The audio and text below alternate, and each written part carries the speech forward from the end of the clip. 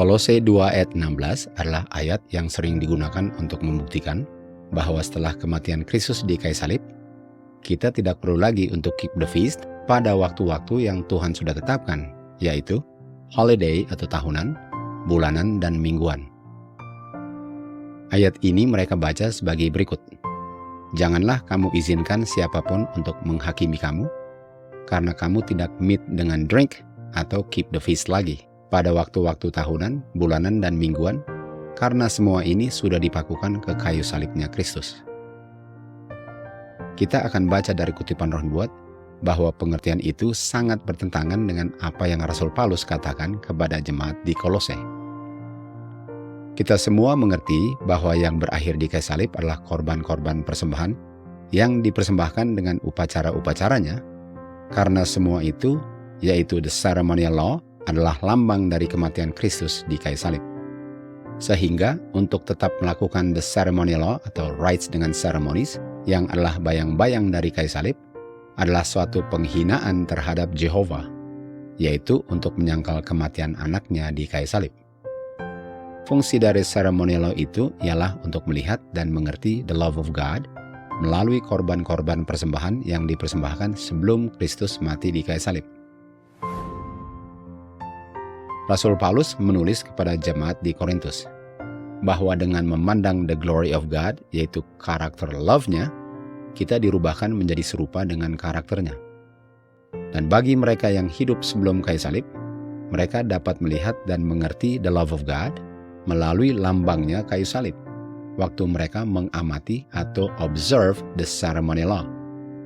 Dan bagi kita yang hidup setelah kayu salib, Kristus menggantikan the ceremonial law dengan the Lord's Supper atau perjamuan kudus, agar kita selalu ingat akan apa yang Kristus telah lakukan bagi kita semua di kayu salib. Roti dan anggur, yaitu meat dan drink, adalah lambang kehidupan Kristus yang adalah bayaran upah dosa kita semua, dan yang juga adalah lambang kuasanya yang menyanggupkan manusia berdosa untuk tidak berdosa lagi jika manusia percaya. Meat dengan drink setelah kayu salib menggantikan tubuh dan darah domba yang mereka dulu persembahkan sebelum kematian Kristus di kayu salib. Sama-sama melambangkan kehidupannya Kristus, yaitu the righteousness of Christ. Fungsi dari pertemuan-pertemuan ini pada waktu-waktu yang Tuhan sudah tetapkan ialah untuk behold the glory of the Lord, yaitu the character of God. Karena the love of God adalah kuasanya yang kalau kita tidak tolak, akan merubah karakter kita menjadi serupa dengan karakternya.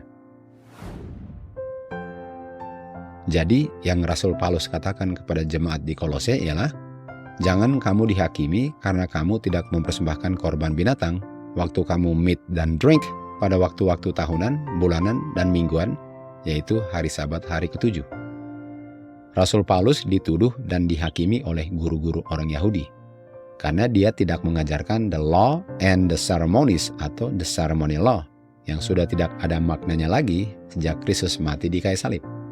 Rasul Paulus tidak dihakimi karena dia mengajarkan gereja untuk memelihara the feast, tetapi karena dia tidak mengajarkan gereja untuk mengamati the ceremonial law waktu mereka pelihara the feast, karena rites dengan ceremonies sudah digenapi oleh Kristus di kayu salib.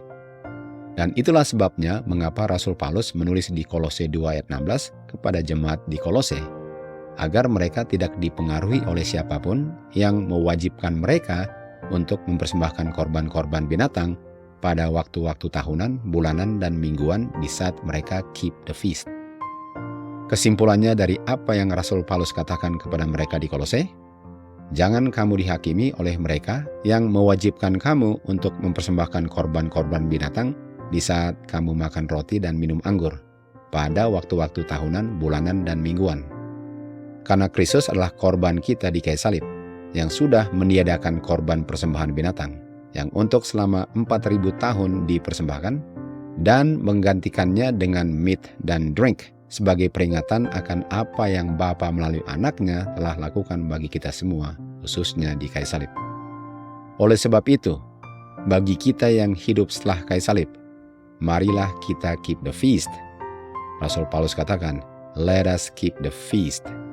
To God be the glory.